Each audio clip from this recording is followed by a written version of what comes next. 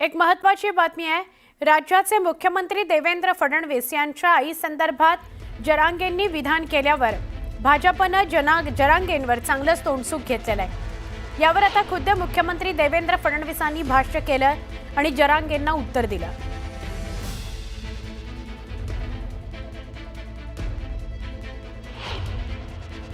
जो आपल्याला छत्रपती शिवाजी महाराजांचा मावळा मानत असेल तो कधीही खालची भाषा वापरणार नाही, कुठल्या स्त्रीबद्दल कोणाच्या आईबद्दल वाईट आणि चुकीचं बोलणार नाही। आणि खरं तर त्या संदर्भात मी प्रतिक्रिया द्यावी हे मला योग्यही वाटत नाही। प्रत्येकाचं बोलणं त्यांना लखलाभ। माझ्या पाठीशी आईचा आशीर्वाद, माझ्या पाठीशी अंबाबाईचा आशीर्वाद, माझ्या पाठीशी आई भवानीचा आशीर्वाद आणि माझ्या पाठीशी या ठिकाणी संपूर्ण महाराष्ट्रातल्या जनतेचा आशीर्वाद। आता आपण वेगवान स्वरूपातल्या बातम्या बघणार आहोत।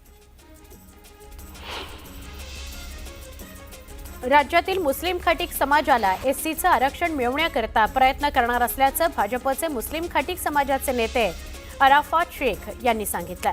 मुंबईमध्ये होणाऱ्या खाटीक समाजाच्या मेळाव्यात सीएम फडणवीसांकडे ही मागणी करणार असल्याचं ते म्हणाले।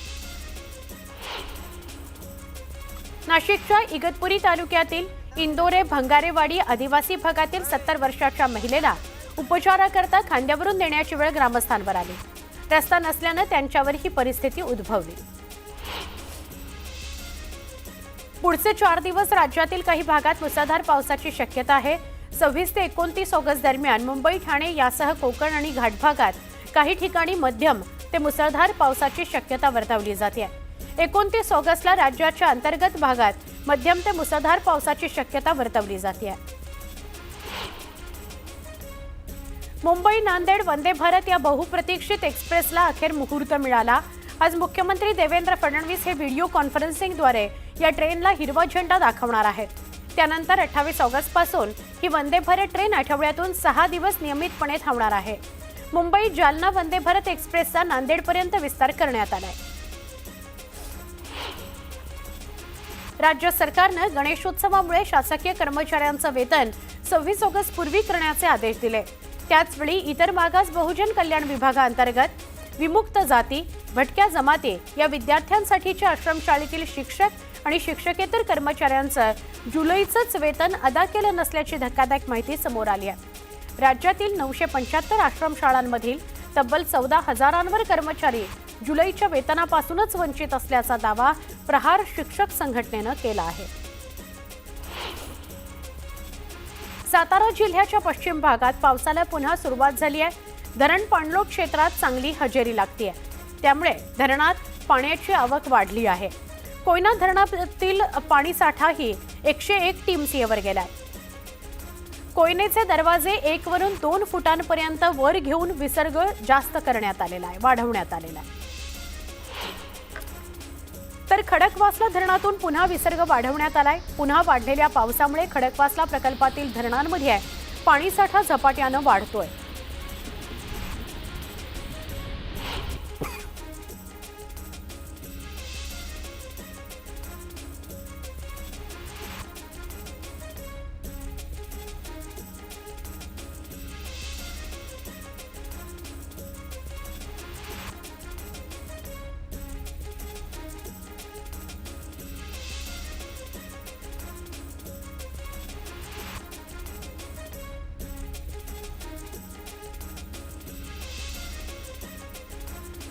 बदलत्या तंत्रज्ञानाचा आणि कृत्रिम बुद्धिमत्तेचा उपयोग पुणे पोलिसांकडून यंदा पुरेपूर केला जाणार आहे।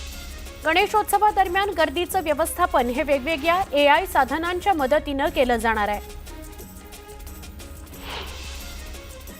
राज्यातील अंशतः अनुदानित शाळांवरील 52,273 शिक्षक शिक्षकेतर कर्मचाऱ्यांकरता 1 ऑगस्ट पासून टप्पा अनुदान मंजूर करण्यात आलंय। 2024-25च्या संच मान्यतेनुसार पटसंख्या आणि शिक्षक शिक्षकेतर कर्मचाऱ्यांची पदं ग्राह्य धरली जाणार आहेत। पटसंख्या कमी झाल्यास पदं कमी करण्यात येणार असून ते अधिकार शिक्षण संचालकांना असणार आहेत। राज्य निवडणूक आयोगानं पुणे महापालिकेची प्रारूप प्रभाग रचना जाहीर केल्यानंतर त्यावर राजकीय पक्षांनी नाराजी नोंदवली। सामान्य नागरिकांकडूनही हरकती नोंदवायला सुरुवात झालेली आहे। महापालिकेकडे आतापर्यंत 161 हरकती नोंदवल्या गेलेल्या आहेत। पुण्यामध्ये गोरक्षकांकडून सदाभाऊ खोत यांना धक्काबुक्की करण्यात आली। पुण्यातील द्वारकाधीश गोशाळेजवळ ही घटना घडली। सदाभाऊ खोत यांनी गोरक्षकांबद्दल एक वक्तव्य केलं आणि त्यानंतर आक्रमक होत गोरक्षकांनी त्यांना धक्काबुक्की केल्याचा प्रकार घडला। गणेशोत्सवाकरता कोकणच्या दिशेनं रात्री हजारो वाहनं रवाना झाली। रात्रभर हजारो एसटी बसेस, खासगी वाहनं यांची रेलचेल होती। दरम्यान यावेळी वाहतूक सुरळीत होती। यामध्ये पोलिसांनी योग्य भूमिका बजावली आहे। राष्ट्रीय आरोग्य अभियान अंतर्गत कार्यरत कंत्राटी कर्मचाऱ्यांचं शासन सेवेत समायोजन करण्याबाबत 14 मार्च 2024 ला राज्य शासनानं निर्णय घेतला होता। परंतु 1.25 वर्ष उलटूनही या निर्णयाची अंमलबजावणी न झाल्यानं कर्मचाऱ्यांमध्ये प्रचंड नाराजी पसरली आहे। त्यामुळे कंत्राटी कर्मचाऱ्यांनी अखेर राज्यव्यापी कामबंद आंदोलन सुरू केले। भुसावळमध्ये अचानक आलेल्या पावसामुळे नागरिकांची तारांबळ उडाली। रस्त्यावरील फळ भाजीपाला विक्रेते, हरितालिकेची पूजा साहित्य विक्री करता आलेल्यांची दाणादाण उडाली।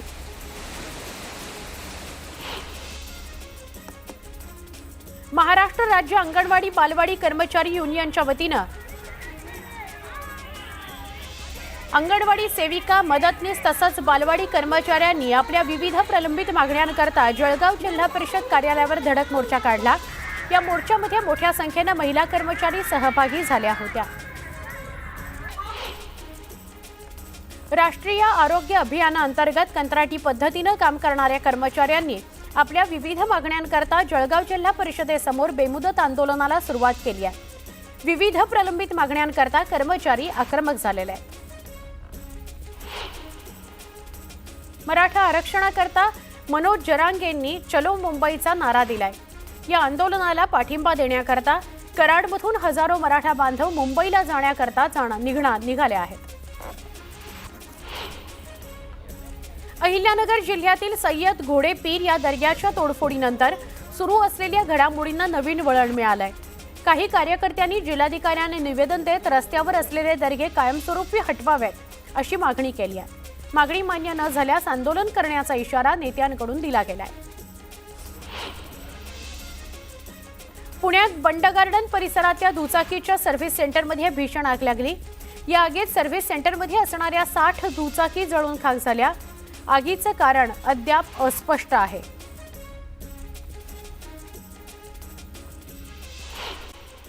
महत्त्वाची बातमी आहे बीडमधून। बीडमध्ये आमदार विजयसिंह पंडित आणि हाकेंमधला संघर्ष अधिक वाढलाय। विजयसिंह पंडित यांच्या कार्यकर्त्यांनी लक्ष्मण हाकेंच्या गाडीवर दगडफेक केली।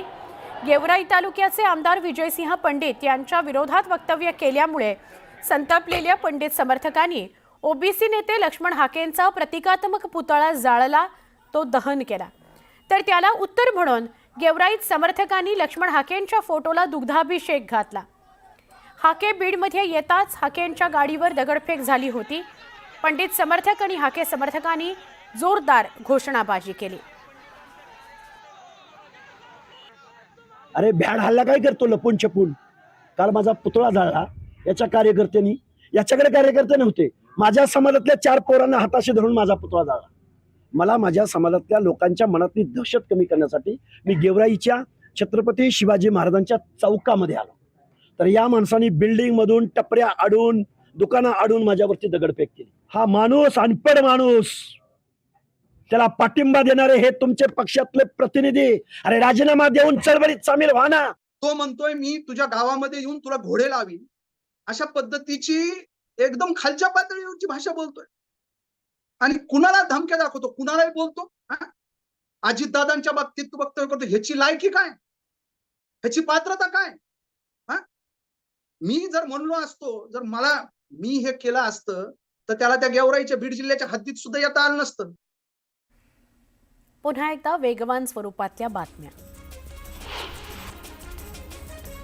आश्वासनानंतर अखेर सदाभाऊ खोत यांचं ठिय्या आंदोलन मागे घेण्यात आलं. सीएम कार्यालयातील अधिकाऱ्यांनी त्यांना बैठकीचं आश्वासन दिलं. बोगस गोशाळा कथित गोरक्षकांवर कारवाईबाबत आंदोलन सुरू होतं. प्रांजल खेवलकर यांच्या प्रकरणात रोहिणी खडसेंच्या अडचणी वाढण्याची शक्यता आहे. पुरावे नष्ट केल्याच्या आरोपावरून रोहिणी खडसेंविरोधात गुन्हा दाखल होण्याची चिन्ह आहेत. वराह जयंतीनिमित्त मुंबईतील चेंबूरमध्ये नितेश राणेंनी महाआरती केली. सकल हिंदू समाजाकडून नवी मुंबई आणि ठाण्यात आरतीचं आयोजन करण्यात आलं होतं. वराह जयंतीवरून अमोल मिटकरींचा राणेंना घरचा आहेर बघायला मिळाला. शेतकऱ्याच्या शत्रूची पूजा म्हणजे शेतकऱ्याच्या जखमेवर मीठ चोळणं असल्याचं म्हणत मिटकरींनी टीका केली. टीजेऐवजी बाहेरगावचे बँड लावा, पैसे कमी पडले तर माझी बॅग उघडीच आहे, असं वक्तव्य मंत्री संजय शिरसाट यांनी केलं. शिरसाटांच्या या विधानानं नव्या वादालाच तोंड फुटलंय. पुण्यामध्ये सदाभाऊ खोत यांना धक्काबुक्कीचा प्रयत्न झाला. न्यूज 18 लोकमतच्या कार्यक्रमात सहभागी झाल्यानंतर ही घटना घडली. खोत गोरक्षकांविरोधात भूमिका मांडतात, त्यामुळे त्यांना धक्काबुक्की करण्यात आली. बीडमध्ये लक्ष्मण हाकेंच्या गाडीवर दगडफेक करण्यात आली. विजयसिंह पंडित यांच्या कार्यकर्त्यांनीही दगडफेक केली. यामुळे आमदार विजयसिंह पंडित आणि हाकेंमधला संघर्ष पेटला.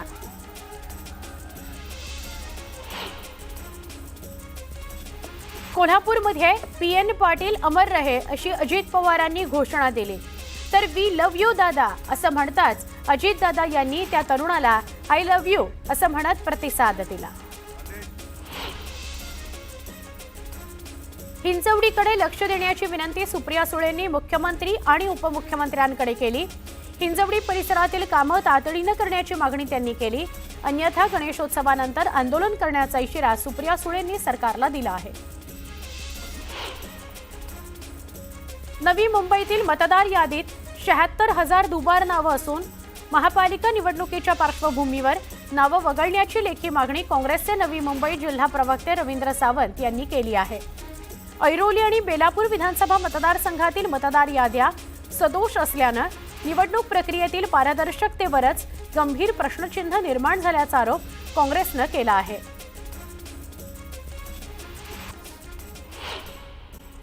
बुलेटिनमध्ये बघणार आहोत एक ब्रेकिंग न्यूज म्हणजेच एक मोठी बातमी.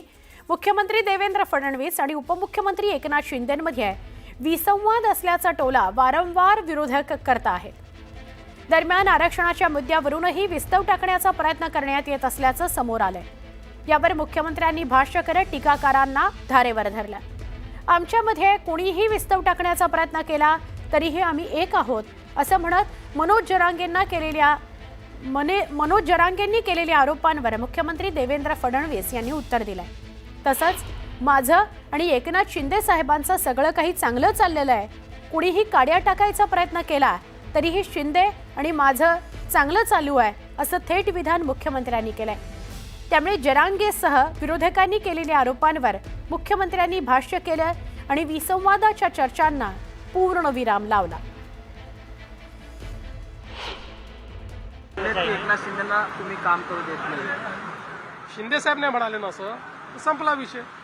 माझं आणि शिंदे साहेबांचं चांगलं आहे आणि कोणी कितीही मध्ये विस्तव टाकण्याचा, काड्या टाकण्याचा, आऱ्या टाकण्याचा, बांबू टाकण्याचा, काही टाकण्याचा प्रयत्न केला तरी काही होणार नाही. आम्ही सोबतच आहोत. पुन्हा एकदा वेगवान स्वरूपातल्या बातम्या. नंदुरबार जिल्ह्यात मुसळधार पावसानं हजेरी लावली आहे. यामुळे निझरा या नदीला पूर आला. दरम्यान पुराच्या पाण्यात चारचाकी अडकल्याचं बघायला मिळालं. सावरपाडा धनपूर या गावांना जोडणाऱ्या पुलाचं काम रखडल्यानं नागरिकांना पुरातून वाट काढावी लागतेय. तातडीनं पुलाचं काम करा अशी मागणी होतीये. जळगाव शहरात मुसळधार पावसाची सुरुवात झाली आहे. यामुळे गणेशोत्सवाची खरेदी करणाऱ्या नागरिकांची तारांबळ उडाली. आणखी 2 दिवस मुसळधार पावसाचा अंदाज हवामान विभागानं वर्तवला आहे. अमरावती जिल्ह्यातील पिकांना पावसाचा मोठा फटका बसला. जिल्ह्यात आतापर्यंत अतिवृष्टीमुळे 45,000 हेक्टरवरील पिकं बाधित झाली. दरम्यान 5 व्यक्तींचा मृत्यू झाला तर 38 जनावरं दगावली आहेत. याशिवाय जिल्ह्यातील 921 घरांचं नुकसान झालेलं आहे. भातसा धरण क्षेत्रात सुरू असलेल्या सततच्या पावसामुळे भातसा धरणातून पुन्हा विसर्ग सुरू करण्यात आला। धरणाचे 5ही दरवाजे 0.75 मीटरने उघडण्यात आले, ज्यातून 13,241 क्युसेक प्रति तास पाण्याचा विसर्ग सुरू आहे।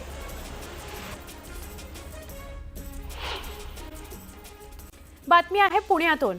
पुण्यातील सिंहगड पोलीस स्टेशन बाहेर सदाभाऊ खोत यांनी आंदोलन केलं। हे ठिय्या आंदोलन होतं। पुण्यामध्ये गोरक्षकांकडून सदाभाऊ खोत यांना धक्काबुक्की करण्याचा प्रयत्न झाला। द्वारकाधीश गोशाळेजवळ न्यूज 18 लोकमतच्या कार्यक्रमावेळी हा राडा झाला। राज्यात गोवंश कायद्याच्या आडोशानं शेतकरी दुधाळ जनावरं विकायला गेली तरी त्यांना मारहाण केली जाते। त्यांची जनावरं जबरदस्तीने नेली जातात। त्यानंतर दिवसाला 200 ते 500 रुपये आकारले जातात। याचा निकाल जर वर्षाने किंवा 1.5 वर्षाने लागला तर शेतकरी दंड भरू शकत नाही। त्यामुळे ती जनावरं तो माघारी नेत नाही, असं सदाभाऊ खोत म्हणाले। यावरून गोरक्षकांनी संताप नोंदवला। दरम्यान या संदर्भात पाहणी करता द्वारकाधीश गोशाळेजवळ गेलो होतो, पण याच वेळी गोरक्षकांनी आपल्याला धक्काबुक्की केली असा आरोप सदाभाऊ खोतांनी केला। दरम्यान धक्काबुक्की करणाऱ्यांवर कारवाईची मागणी करत सदाभाऊ खोतांनी ठिय्या मांडला। पोलिसांच्या आश्वासनानंतर सदाभाऊ खोतांनी आंदोलन मागे घेतलं।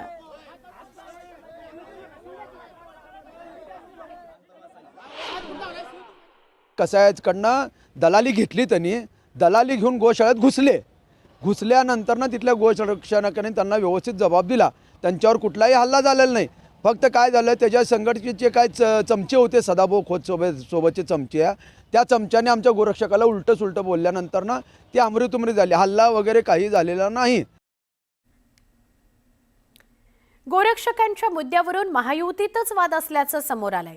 सदाभाऊ खोतांनी आपली भाषा आवरावी, खोतांनी माफी मागावी, नाहीतर गोरक्षक धडा शिकवतील, अशी टीका नितेश राणेंनी केली।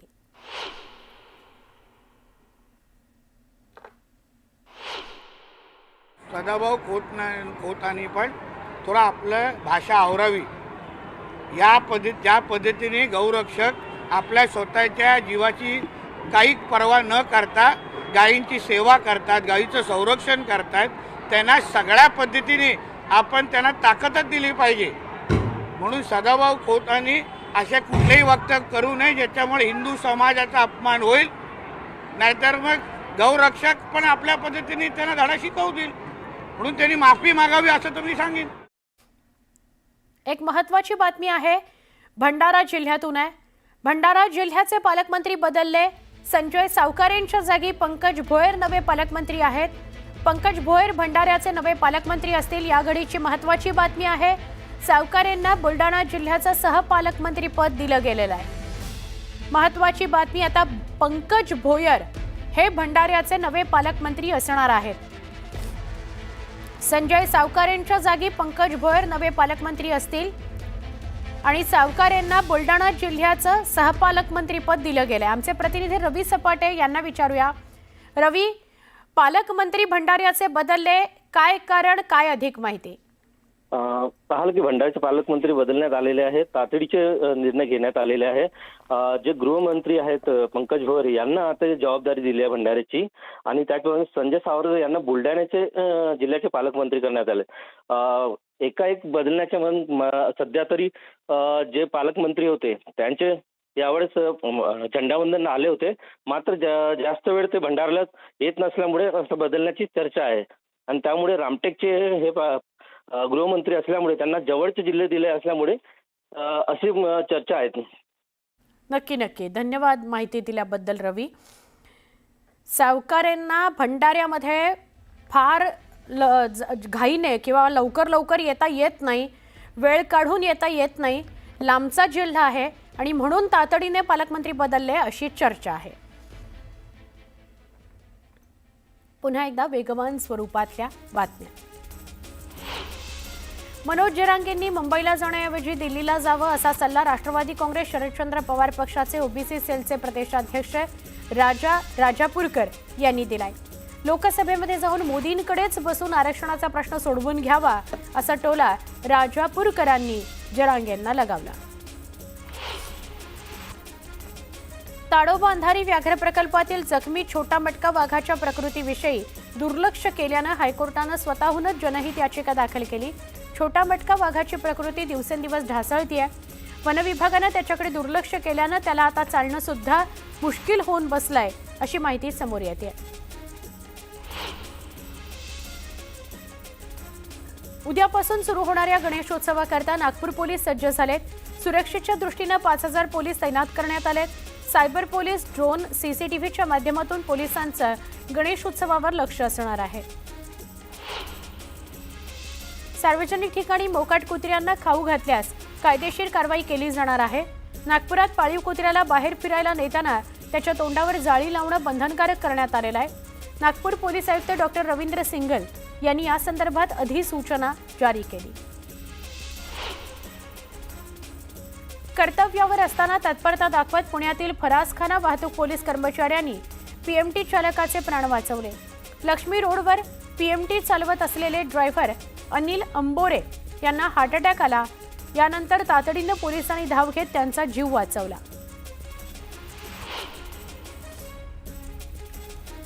बुलडाण्यातील शेवली गावाला दारू व्यवसायानं ग्रासलंय. दारूबंदी करता आझाद हिंदच्या रणरागिण्यांनी एल्गार पुकारला. ग्रामपंचायतीत दारूबंदीचा ठराव घेण्यात आला. गावात अवैधरित्या दारू विक्री करणाऱ्याला कडक शासन करण्यात येईल, असा इशारा यावेळी महिलांनी दिला. गोंदिया जिल्ह्याच्या आमगाव तालुक्यातील जामखारी इथं श्रीराम कटरे यांच्या घराला लागलेल्या भीषण आगीत 3 घरं जळून खाक झाली. या आगीत त्यांच्या घराजवळील गोवर्धन कटरे, हेमंत कटरे व खिल्लेश्वर कटरे यांची घरं पूर्णतः जळून खाक झाली. यवतमाळ जिल्ह्यातील महागाव उमरखेड तालुक्यामध्ये पावसानं मोठ्या प्रमाणात नुकसान केलं. या पूरग्रस्त भागात पालकमंत्री संजय राठोड यांनी पाहणी केली.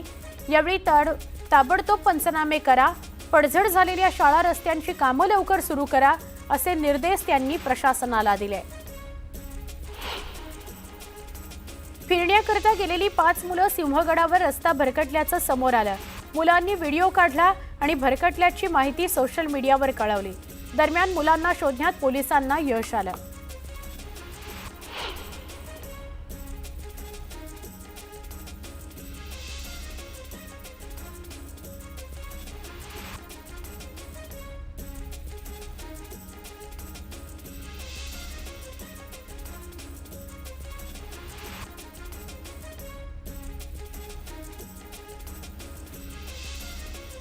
कोकण रेल्वेनं कोकणात येणाऱ्या कोकणवासियांना तिकीट न मिळाल्यानं नाराजी नोंदवली जाते.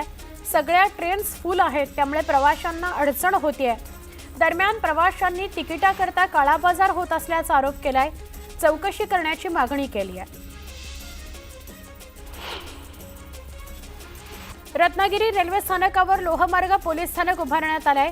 यामुळे कोकण रेल्वे मार्गावरील गुन्हेगारीला आळा घालण्यास मदत होणार आहे. रेल्वेच्या वरिष्ठ अधिकाऱ्यांच्या हस्ते या पोलीस स्थानकाचं उद्घाटन करण्यात आलंय.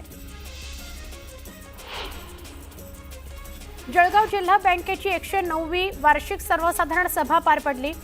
शेतकऱ्यांकडे 1000 कोटींचं पीक कर्ज थकीत असल्यानं बँकेची कोंडी झाली आहे.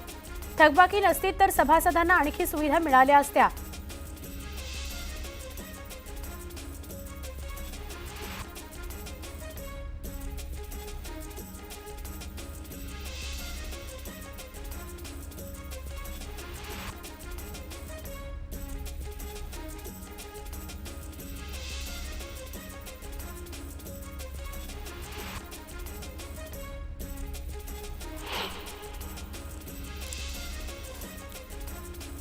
बातमी आहे बुलडाण्याची. बुलडाण्यामध्ये अण्णाभाऊ साठेंच्या जयंतीनिमित्त साहित्यरत्न पुरस्कार सोहळ्याचं आयोजन करण्यात आलं होतं. यावेळी अण्णाभाऊ साठेंना भारतरत्न देण्याची मागणी केंद्रीय मंत्री प्रतापराव जाधवांनी केली.